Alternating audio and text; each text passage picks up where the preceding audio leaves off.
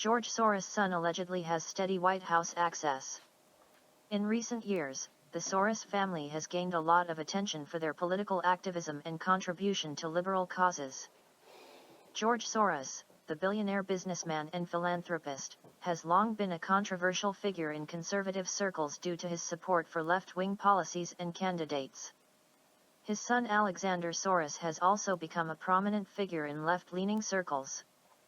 According to recent reports, Alexander Soros has become a de facto White House ambassador, making at least 14 visits to the White House on behalf of his father's Open Society foundations since President Joe Biden's inauguration. At just 37 years old, Alexander Soros is already a prolific Democratic fundraiser and philanthropist in his own right, just like his well-known father. He is the chairman of the Open Society Foundations, which is one of the most powerful and influential liberal grant-making networks in the world. The organization was founded by George Soros in 1979, and it has since doled out more than $32 billion to support progressive causes across the globe. Matt Palumbo, author of The Man Behind the Curtain, Inside the Secret Network of George Soros, argues that the younger Soros' access to top White House officials is indicative of the Soros family's growing influence over American politics. All throughout the White House, there is a Soros hold somewhere, and his son is his father's new ambassador, Palumbo told U.S. media. Despite the younger Soros' high-profile status in Democratic circles, his access to the White House has raised some eyebrows among conservative critics. According to reports reviewed by U.S. media, Alexander Soros scored at least a dozen meetings with White House officials. October 29, 2021, Madeleine Strasser, advisor to the then Chief of Staff Ron Klain. December 15, 2021, John Feiner, Deputy National Security Advisor. April 22, 2022, Madeleine Strasser, advisor to the then Chief of Staff Ron Klain. September 14, 2022, Nina Shrivastava, advisor to the then Chief of Staff Ron Klain, X2. September 15, 2022, John Feiner, Deputy National Security Advisor. October 6, 2022, John Feiner, Deputy National Security Advisor. October 6, 2022, Kimberly Lang, Executive Assistant to the National Security Advisor. October 14, 2022, Mariana Adame, Advisor to the Counselor Steve Richetti, X2. December 1, 2022, Nina Shrivastava, Advisor to the then Chief of Staff Ron Klain. December 1, 2022, State Dinner on South Lawn for French President Emmanuel Macron attended by President Biden.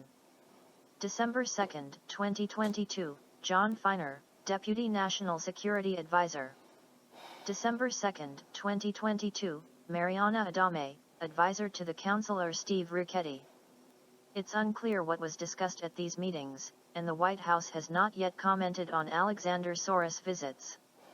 However, the mere fact that he has had so many meetings with top White House officials has led some conservative pundits to question whether the Soros family is exerting undue influence over the Biden administration. Mike Howell, director of the Oversight Project at the Conservative Heritage Foundation, has called Alexander Soros' easy access to the White House troubling, particularly given the Soros family's already existing political influence. The Soros agenda is one of death and destruction in the name of open borders and ending Western civilization, Howell said in a statement. The Biden administration and rogue prosecutor movement may be its most damaging purchase in America to date. However, liberal commentators have pushed back against these criticisms, arguing that Alexander Soros' visits to the White House are simply part of his role as a major player in progressive politics. Moscow set to deploy tank hunters to Ukraine conflict zone, official. The specially designated and trained groups would tackle armor received by Kiev from the west, a defense official said. Russia is putting together tank killer groups that will fight modern armor provided to Kiev by its western backers, a senior defense official said in an interview released on Sunday. Speaking to Zvezda TV channel, Yevgeny Arifulin, who heads a military training center located not far from Nizhny Novgorod in central Russia, said the order to create the units had been issued by Russian Deputy Defense Minister Yunus Yevkurov.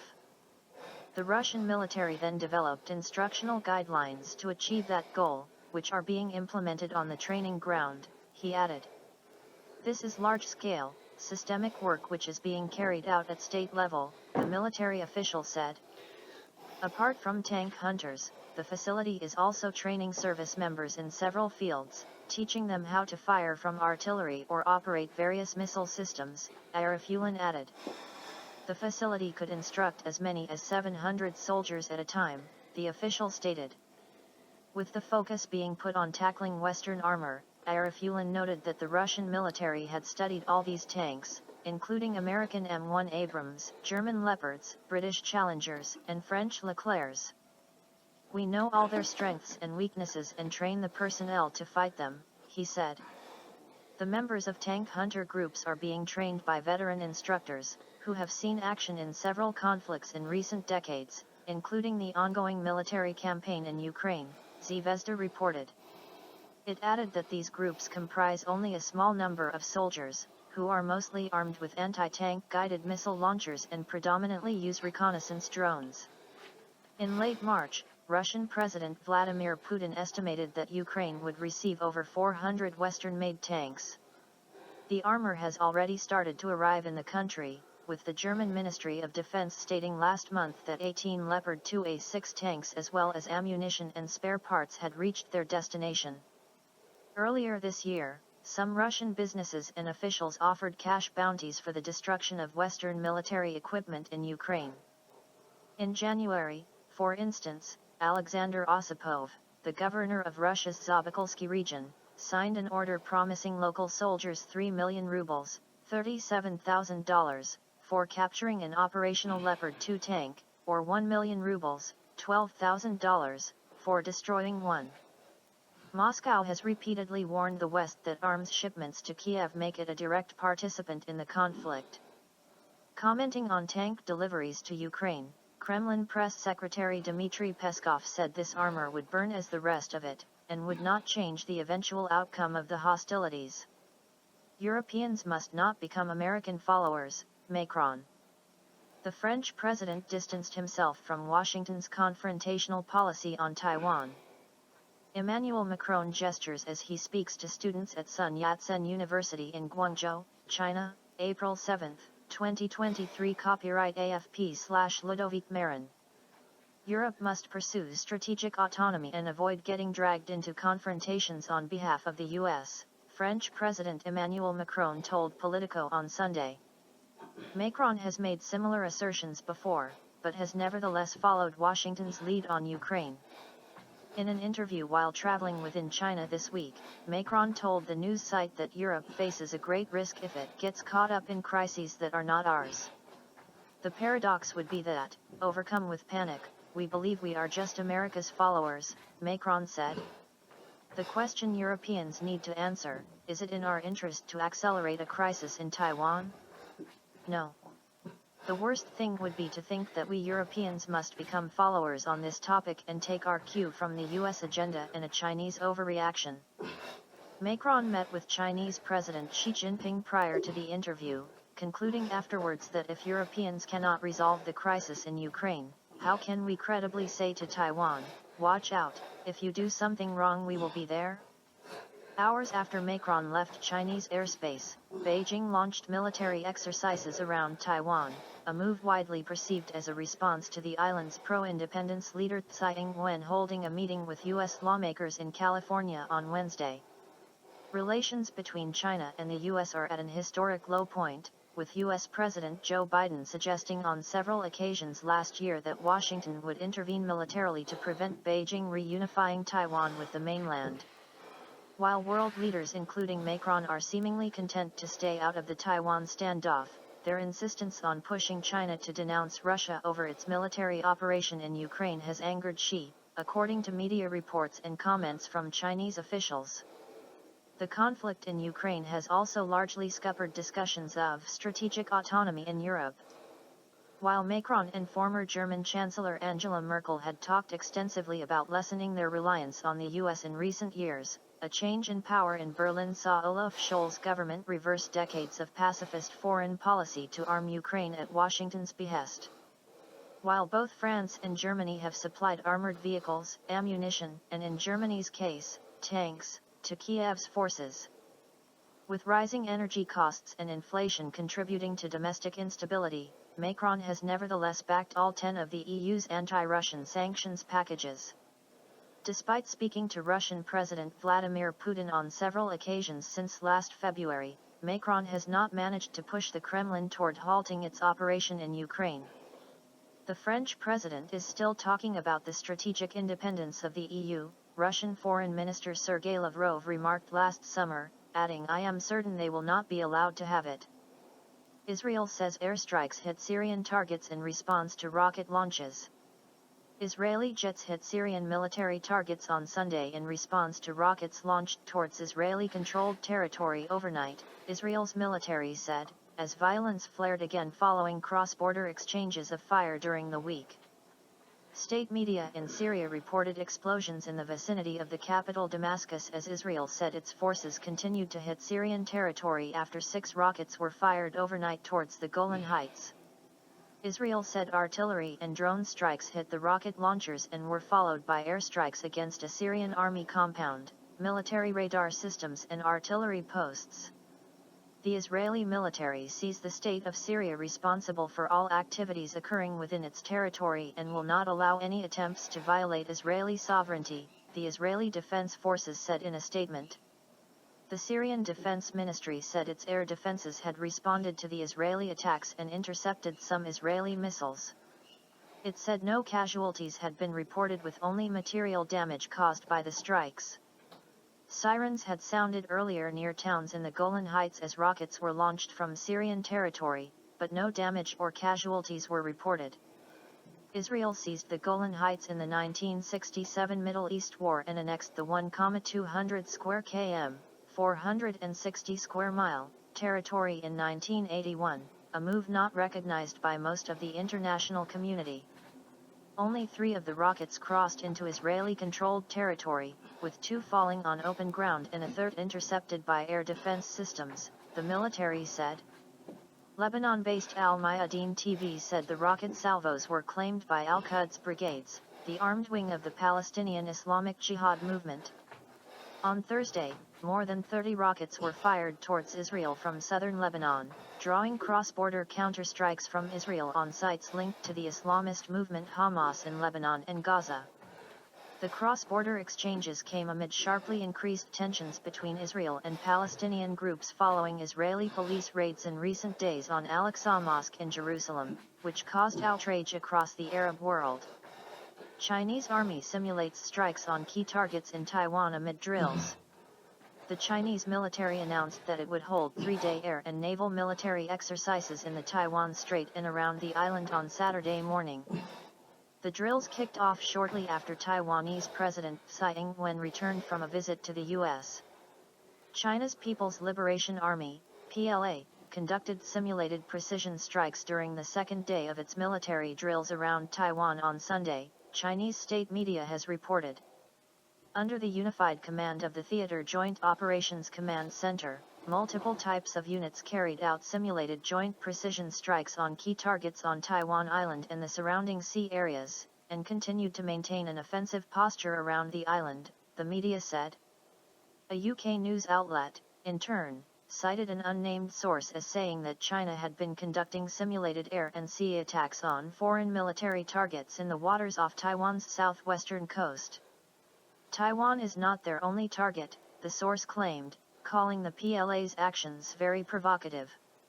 The remarks came after the Taiwanese Defense Ministry said in a statement that it had detected at least 58 PLA aircraft and 9 ships approaching Taiwan on Saturday. The ministry said they were paying particular attention to the PLA's rocket force, which is in charge of China's land-based missile system. Regarding the movements of the Chinese Communists' rocket force, the nation's military also has a close grasp through the Joint Intelligence, Surveillance, and Reconnaissance System, and air defense forces remain on high alert, the statement pointed out. The ministry reiterated that Taiwan's forces will not escalate conflicts nor cause disputes and would respond appropriately to China's drills.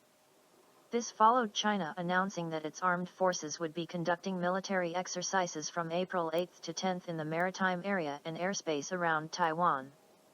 According to Beijing, the drill is a warning to supporters of Taiwan's independence, as well as a measure to protect the sovereignty and territorial integrity of China. The war games come days after Taiwanese President Tsai Ing-wen met with U.S. House Speaker Kevin McCarthy and other lawmakers in Los Angeles during a visit to the U.S. on her way back from Guatemala and Belize. This is the second time in less than a year that a U.S. House Speaker met with Tsai, causing increasing tensions between the U.S. and the Taiwanese government on one hand, and China on the other. In August 2022, Tsai met with McCarthy's predecessor Nancy Pelosi when she traveled to Taipei. Beijing condemned that meeting and held similar military drills around the island.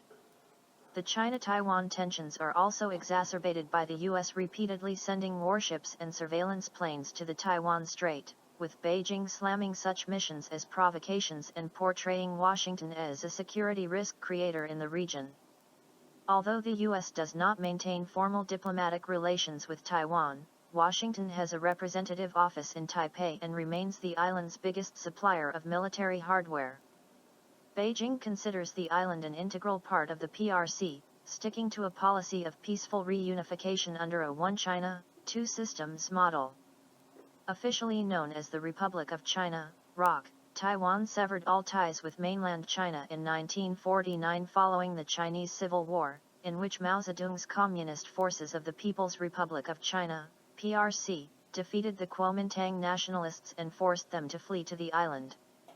With both the ROC and the PRC claiming the country's territory, the UN recognized the PRC as the one and only legal China in 1971. NATO to launch biggest air forces drill in its history. A German-led exercise involving hundreds of aircraft is scheduled for June and will coincide with a massive U.S. troop deployment. NATO is planning to hold the largest air force exercise this summer, the German Armed Forces, the Bundeswehr, announced in a statement. Dubbed Air Defender 23, the drills are scheduled to take place between June 12 and June 24 and are expected to involve hundreds of aircraft from dozens of nations. A total of 10,000 soldiers and 220 aircraft are to be involved in the exercise, the Bundeswehr said, adding that they are to train in the European airspace. The U.S. is to supply 100 of the aircraft out of its stocks, the statement said. According to Berlin, the drills are to be held mostly over German territory, although a map published by the Bundeswehr shows that the airspace of Estonia, which borders Russia, and of Romania, which borders Ukraine, could be used as well. The plan of the drills is modeled after an Article 5 assistance scenario, the Bundeswehr said, calling it challenging air operations training for the participating troops. The exercise is aimed at optimizing the cooperation between the participating nations and demonstrating the strength of the military bloc. A total of 24 nations are to take part in the drills, including Finland, which only joined NATO earlier in April. Sweden, which has yet to join the bloc, will participate in the exercise too. The U.S. Air National Guard will provide around half the aircraft used in the German-led exercise in June. Its commander, Lieutenant General Michael Lowe, maintained that there is no set scenario pitting the NATO forces against a particular adversary during the drills. Yet, he still did mention Moscow during a briefing on the matter earlier this week. This is now putting the alliance together quickly, with a credible force, to make sure that if Russia ever lines up on the NATO border, that we're ready to go, he said on Wednesday. We're going to defend every inch. A similar tone was struck by the German Air Force. We won't write Russia a letter, its commander, Lieutenant General Ingo Gerhardt said, adding that he thinks they get the message. Air Defender 2023 Germany handshake United States. We want to demonstrate determined Allied air power. Together with the U.S. and our allies in Europe, at Team_Luftwaffe will send a highly visible and powerful signal of credible deterrence in the air domain. Lt. Gen. Ingo Gerhardt, chief of the German pic.twitter.com/abfqmj8cvo. Air National Guard, at Air National Guard, April 7, 2023. The drills coincide with a separate US-led exercise called Defender Europe 23. This annual, nearly 2-month-long exercise is focused on the strategic deployment of US-based forces, the employment of Army preposition stocks and interoperability with European allies and partners, the Pentagon's Deputy Press Secretary, Sabrina Singh, told journalists earlier this week. A total of 9,000 U.S. soldiers, together with 17,000 troops from 26 other nations, are to participate in the drills, which would take place across 10 European nations, Singh said. Washington had already started shipping the equipment needed for the exercise to Europe, she added. According to the Pentagon, the first pieces of equipment have already arrived in Spain. Some 7,000 pieces of equipment are to be transported to Europe as part of the drills. Around 13,000 other pieces of equipment are to be drawn from preposition stocks, the Pentagon said. The US-led exercise is to kick off on April 22. South Korea to discuss issues raised from leaked documents with U.S.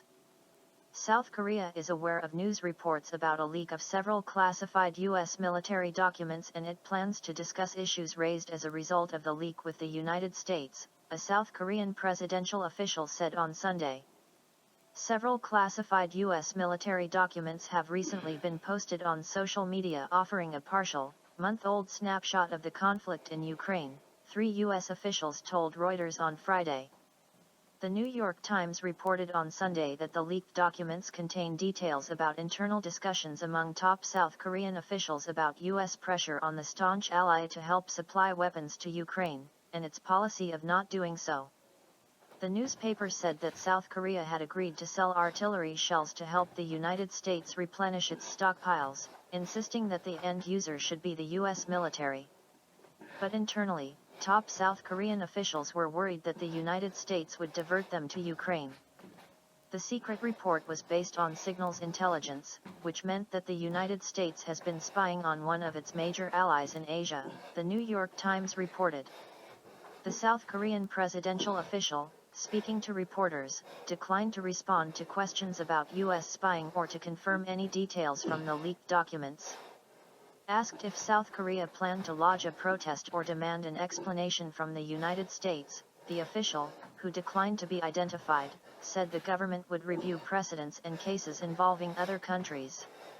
South Korea has signed major deals providing hundreds of tanks, aircraft, and other weapons to NATO member Poland since February last year. But President Yoon Suk-yeol has said a South Korean law that forbids supplying weapons to countries engaged in conflict makes it difficult to send arms to Ukraine. The South Korean official said there was no change to South Korea's policy. Yoon is scheduled to meet U.S. President Joe Biden on April 26 during a state visit to Washington. What else do the documents say? According to the New York Times and the Washington Post, the first tranche of documents appeared to have been posted in early March on Discord, a social media chat platform popular with video gamers. On Wednesday, images showing some of the documents began circulating on the anonymous online message board 4chan and made their way to at least 2 mainstream social media platforms, Telegram and Twitter. Information in the documents is at least 5 weeks old, with the most recent dated March 1. The documents included precise details about the Ukrainian battlefield, use of U.S. weapons by Ukraine and the training of Ukrainian troops. A new batch of classified documents leaked on Friday also detailed U.S. national security secrets from Ukraine to the Middle East to Asia. CNN reported the topics of these leaked documents ranged from the Wagner Group's operations in Africa and Israel's pathways to providing lethal aid to Ukraine, to intelligence about the United Arab Emirates' ties to Russia and South Korean concerns about providing ammunition to the U.S. for use in Ukraine. Iran's nuclear program and the Democratic People's Republic of Korea's missile program are also mentioned. CNN cited an anonymous U.S. official who said these documents look real.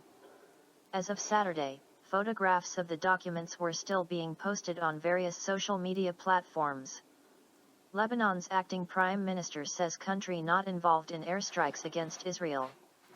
A preliminary investigation into the airstrikes conducted toward Israel has shown that the units that had launched the missiles were of non-Lebanese origin, the press office of Lebanon's caretaker Prime Minister Najib Mikati said on Sunday. On Thursday, Israeli media reported that dozens of missiles had been fired from Lebanon, targeting border towns and cities located in the northern and western Galilee region.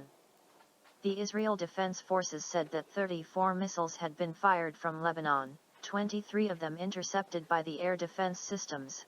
The Israeli military accused Palestinian groups of being behind the attack, which comes a day after Israeli police stormed the Al-Aqsa Mosque in Jerusalem, one of Islam's holiest sites, clashing with Palestinians and arresting hundreds. The initial investigations conducted by the military have found that the missiles were launched by non-Lebanese units, Mikati's press service tweeted. The Prime Minister said that Lebanon opposed any escalation and rejected the use of the country's territory for conducting operations aimed at destabilizing the situation in the region, as cited by the press service. The press office added that the airstrikes conducted toward Israel were a response to Israeli aggression in the West Bank and in the Gaza Strip. Saudi, Omani delegates arrive in Yemen for peace talks. An almost 9-year conflict in Yemen has led to one of the world's worst humanitarian crises.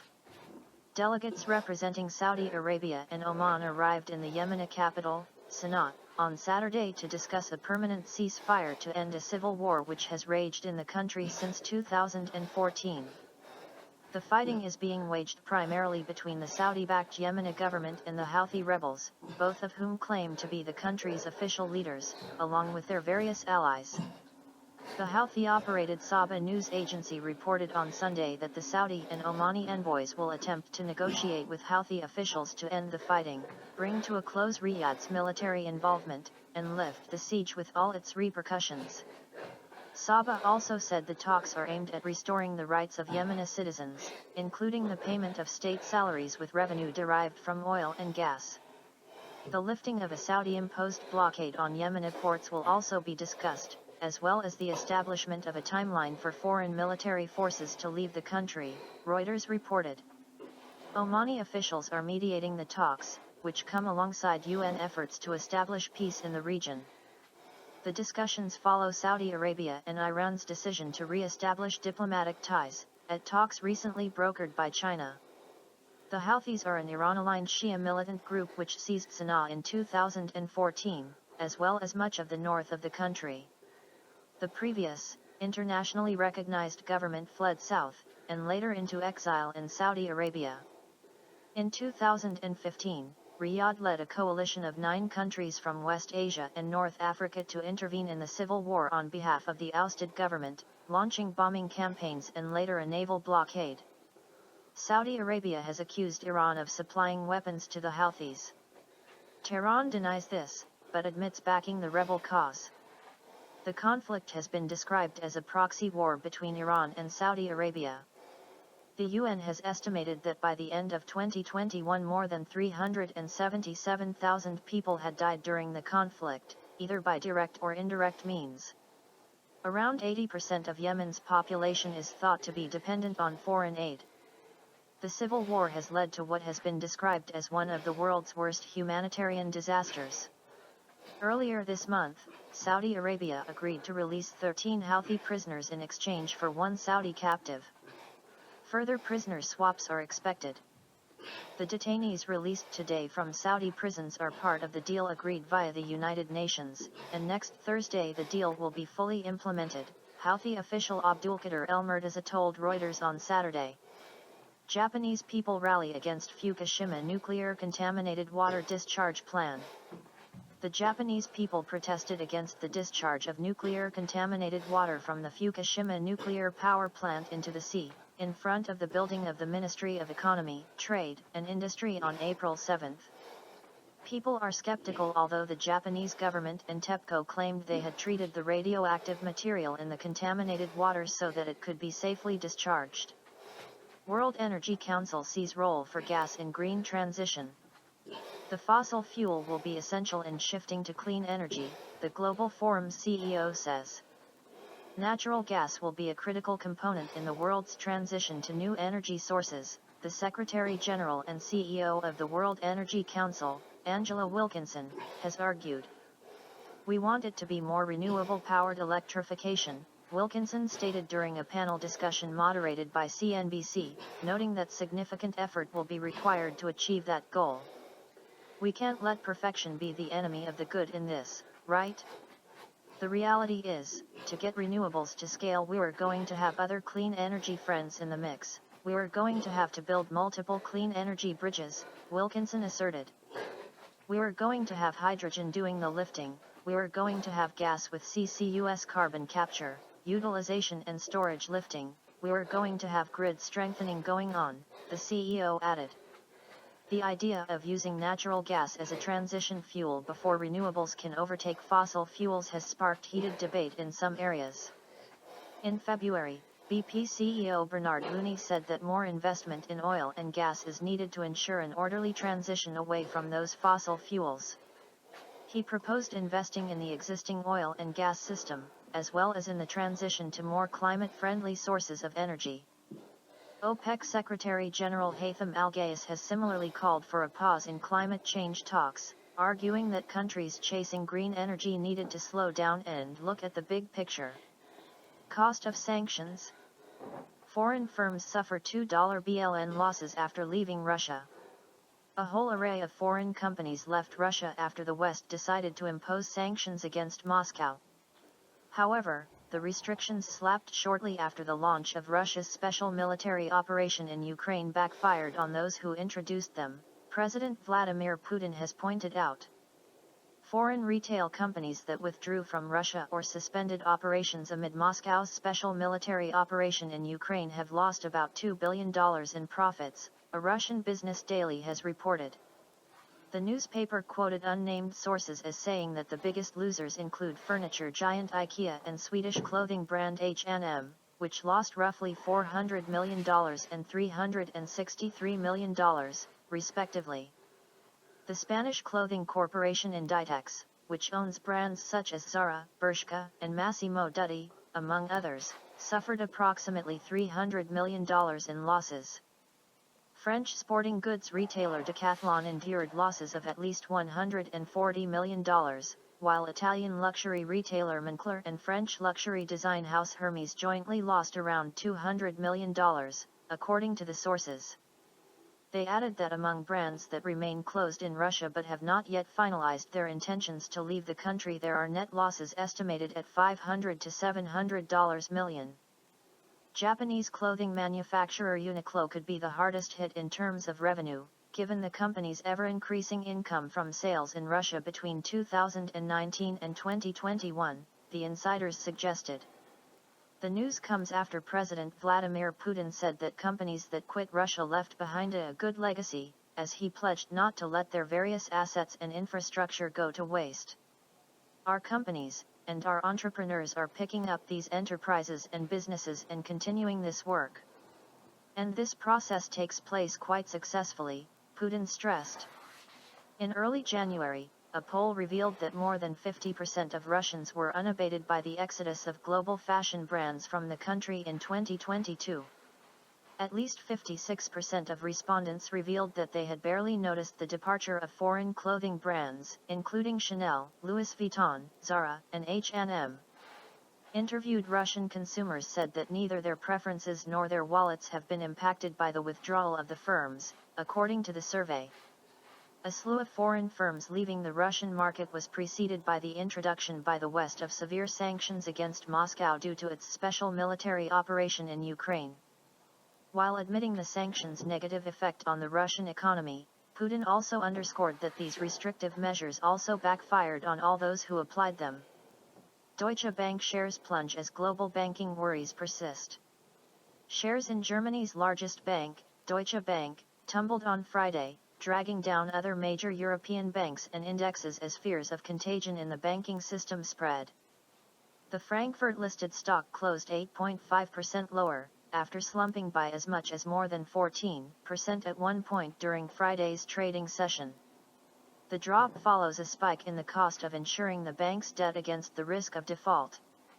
Its 5-year credit default swaps shot up to a 4-year high of above 220 basis points, BPS, from 142 BPS just 2 days ago, based on data from S&P Market Intelligence. Speaking in response to the sharp fall in the bank's share prices, German Chancellor Olaf Scholz sought to shore up confidence in the country's biggest lender. Deutsche Bank has thoroughly reorganized and modernized its business model and is a very profitable bank, said Scholz at a news conference in Brussels. He dismissed comparisons between Deutsche Bank and Credit Suisse, saying there's no reason to worry. The capital adequacy of European banks is robust, thanks to the work we've put in over the past few years and also thanks to the efforts of the banks themselves, Financial Times reported Scholz as saying. Despite Scholz's attempts to calm market jitters, a steep sell-off in banking stocks hit European indexes on Friday. At market close, the DAX in Frankfurt lost 1.66%, the CAC 40 in France fell 1.74%, and the FTSE 100 in the UK was down 1.26%. UBS, Société Générale, Barclays, BNP Paribas, and Commerzbank were among the banks that saw their stock prices fall. The latest rout in banking shares came after the emergency rescue of Credit Suisse by UBS and in the wake of the collapse of 2 U.S. banks. These recent developments have caused the market to fret that regulators and central banks have yet to contain the worst shock to the sector since the 2008 global financial crisis. However, some banking analysts stressed that there was a difference between Credit Suisse and Deutsche Bank. Research firm Autonomous said it was crystal clear Deutsche is not the next Credit Suisse, while JP Morgan analysts wrote we are not concerned and that Deutsche's fundamentals were solid. Paul van der Westhuizen, senior strategist at Rabobank, cited Deutsche's profitability as the fundamental difference between the two European banks, given Credit Suisse did not have a profitable outlook for 2023. Still, the bank's shares have lost more than a fifth of their value so far this month, with $3 billion wiped off its market value in the space of just 1 week. Some are expecting Europe's banking stocks to see continued fluctuation in the short term due to growing concerns of investors about the stability of the banking system. Further rate hikes by the U.S. The Federal Reserve may also put more banks in an even more dire situation.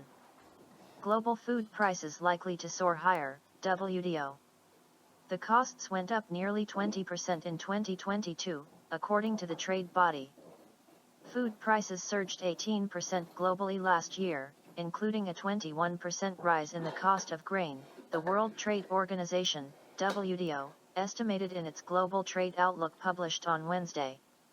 According to the trade body, fertilizer prices saw an even larger increase of 63% year-on-year. The WTO noted that, in theory, higher food costs should encourage more agricultural production, resulting in greater availability and lower prices for food in the future, but warned that moving expensive fertilizers could lead to reduced crop yields and, ultimately, new price spikes. The organization also noted that food prices will fluctuate strongly in 2022, first jumping 19% between January and May, following the start of Russia's military operation in Ukraine, and then dropping 15% between May and December. Overall, while global food supplies are less precarious than many had feared in connection with the Ukraine crisis, they remain a cause for concern, WTO warned. According to its calculations, the volume of world wheat trade, for instance, fell by roughly 7.5% since 2021, which leaves little margin for error if a major producer suffers a crop failure or climate-related natural disaster. WTO Director General Ngozi Okonjo-Iweala on Wednesday called on developed economies to be vigilant to signs of the food crisis triggering hunger in poorer nations. She reiterated her earlier calls for lifting export restrictions on food and fertilizers, noting that as of April 2023, some 67 countries have such curbs. She also warned that global trade is likely to remain under pressure from external factors in 2023. According to her, these include the crisis in Ukraine and other geopolitical tensions, inflation, and the impact of tightening monetary policy. This makes it even more important for governments to avoid trade fragmentation and refrain from introducing obstacles to trade. Investing in multilateral cooperation on trade would bolster economic growth and people's living standards over the long term, she concluded. Cost of sanctions. Foreign firms suffer $2 billion losses after leaving Russia. A whole array of foreign companies left Russia after the West decided to impose sanctions against Moscow. However, the restrictions slapped shortly after the launch of Russia's special military operation in Ukraine backfired on those who introduced them, President Vladimir Putin has pointed out. Foreign retail companies that withdrew from Russia or suspended operations amid Moscow's special military operation in Ukraine have lost about $2 billion in profits, a Russian business daily has reported. The newspaper quoted unnamed sources as saying that the biggest losers include furniture giant IKEA and Swedish clothing brand H&M, which lost roughly $400 million and $363 million, respectively. The Spanish clothing corporation Inditex, which owns brands such as Zara, Bershka, and Massimo Dutti, among others, suffered approximately $300 million in losses. French sporting goods retailer Decathlon endured losses of at least $140 million, while Italian luxury retailer Moncler and French luxury design house Hermes jointly lost around $200 million, according to the sources. They added that among brands that remain closed in Russia but have not yet finalized their intentions to leave the country, there are net losses estimated at $500 to $700 million. Japanese clothing manufacturer Uniqlo could be the hardest hit in terms of revenue, given the company's ever-increasing income from sales in Russia between 2019 and 2021, the insiders suggested. The news comes after President Vladimir Putin said that companies that quit Russia left behind a good legacy, as he pledged not to let their various assets and infrastructure go to waste. Our companies, and our entrepreneurs are picking up these enterprises and businesses and continuing this work. And this process takes place quite successfully, Putin stressed. In early January, a poll revealed that more than 50% of Russians were unabated by the exodus of global fashion brands from the country in 2022. At least 56% of respondents revealed that they had barely noticed the departure of foreign clothing brands, including Chanel, Louis Vuitton, Zara, and H&M. Interviewed Russian consumers said that neither their preferences nor their wallets have been impacted by the withdrawal of the firms, according to the survey. A slew of foreign firms leaving the Russian market was preceded by the introduction by the West of severe sanctions against Moscow due to its special military operation in Ukraine. While admitting the sanctions' negative effect on the Russian economy, Putin also underscored that these restrictive measures also backfired on all those who applied them. U.S. deploys nuclear sub to Middle East. The move comes amid protracted tensions between Washington and Tehran. The U.S. Navy has broken with its regular protocol in announcing the deployment to the Middle East of a nuclear submarine capable of launching 154 Tomahawk missiles. The show-of-force move comes amid ongoing tensions with Iran. The submarine is capable of carrying up to 154 Tomahawk land attack cruise missiles and is deployed to U.S. Fifth Fleet to help ensure regional maritime security and stability, said Commander Timothy Hawkins, a spokesman for the Fifth Fleet based in Bahrain, on Saturday. Hawkins added that that submarine had passed through the Suez Canal on Friday on its route to an undisclosed location in the Middle East. He declined to comment on the specifics of the submarine's mission or what had led to its deployment. The U.S. Navy rarely discloses information about the locations or deployments of its submarines. Its Fifth Fleet operates in the Persian Gulf, Red Sea, Arabian Sea, and some parts of the Indian Ocean. The Strait of Hormuz, a narrow passageway through which around 20% of all oil is transported, is also under the fleet's remit. The US and UK, and others, have accused Iran in recent years of attacks on commercial oil tankers, including the 2019 assaults on Norwegian and Japanese vessels, which forced both crews to abandon ship. Tehran has vigorously denied the allegations. The US has also accused Iran of dangerous and harassing approaches towards its navy in recent years in the Persian Gulf. Tensions between the two were renewed last month after the US launched missile attacks on Iran-backed forces in Syria. This was in retaliation for the killing of a US contractor in a rocket attack in the northeast of the country. 7 other Americans were injured in the attack. The rise in tensions was then fueled after then-President Donald Trump withdrew from a 2015 accord to provide Iran with sanctions relief, and despite the Biden administration's attempts to seek a diplomatic remedy. Washington has also expressed concern at Tehran's support for Russian forces in Ukraine.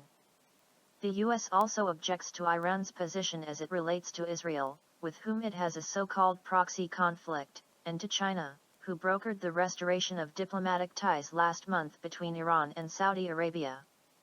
China to launch new satellite to better forecast earthquakes. Earthquake prediction has always been a challenge globally.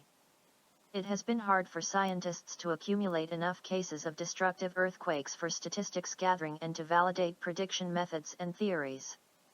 Over 1,800 years after Chinese inventor Zhang Heng developed the first ever seismoscope, scientists are now carrying out research on earthquake forecasting using a satellite named after him.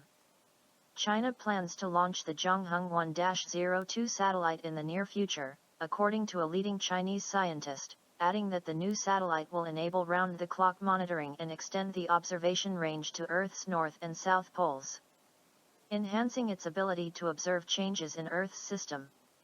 Launched in February 2018, the first China Seismoelectromagnetic Satellite, CSES, Zhongheng 1, was designed to capture the electromagnetic signals in space, offering support for earthquake forecasting as well as space weather monitoring and warning. Over the past 5 years, Zhongheng 1 has observed about 60 quakes of magnitude 7.0 and above, as well as nearly 600 quakes of magnitude 6.0 and above worldwide, according to Shen Sui, the chief scientist of the satellite program. Highlighting the latest progress of the satellite at the 35th National Symposium on Space Exploration held recently. Using the Zhongheng 1, we have obtained global geomagnetic field data and global low-frequency electromagnetic spectrum data, and established 2 models for the subsequent data research, said Shen. We have found that up to 80% of earthquakes measuring magnitude 6.0 or higher exhibit precursory signals half a month before the event. Satellite monitoring breaks through the limitations of traditional earthquake research, Shen said, adding that statistics showed that electromagnetic disturbances in space are associated with the occurrence of earthquakes. The Zhongheng 1 satellite enables scientists to extend their observations to global scales and conduct statistical studies with large samples, he added. Future development.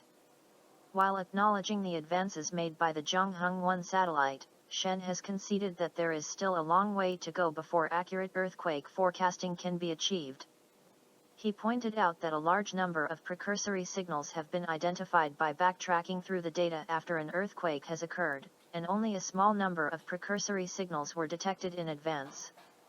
This is due to the complexity of data processing and the inability to track global data in real time with limited human and computing power, he explained. Moreover, accurate forecasting of the time, location, and intensity is not yet possible. The precursory signals detected by satellites often appear several hundred kilometers off the epicenter, Shen added. Data from a satellite is far from enough. Earthquake prediction needs multidisciplinary research in seismology, electromagnetics, geodesy and geochemistry, he said. Despite the current limitations in earthquake prediction, the 58-year-old scientist remains confident about future prospects in this field.